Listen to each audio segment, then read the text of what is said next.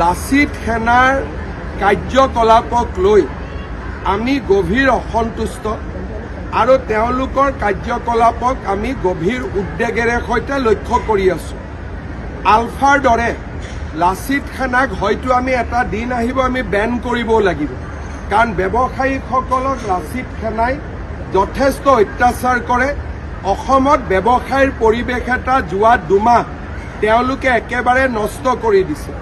আৰু যোৱাকালি লাচিত সেনাৰ এগৰাকী কৰ্মকৰ্তাই অসমৰ আই মাতৃসকলৰ প্ৰতি যি অপমানসূচক মন্তব্য দিলে, তাৰ বাবেও মই ইতিমধ্যে আৰক্ষীক সেই ব্যক্তিজনৰ বিৰুদ্ধে কঠোৰ ব্যৱস্থা গ্ৰহণ কৰিবলৈ নিৰ্দেশ দিছো আৰু এই ব্যৱস্থা সঁচাকৈয়ে কঠোৰ হ'ব।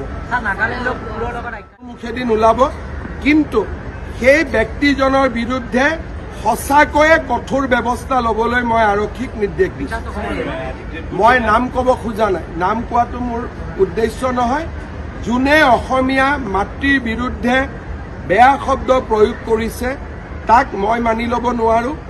আৰু এই ব্যক্তিজনে ক্ষমতা কেনেকৈ ব্যৱহাৰ কৰিব লাগে তাক শিকিব লাগিব, আৰু সেইখিনি শিকাবৰ কাৰণে যি কৰিব লাগে চৰকাৰে কৰিব।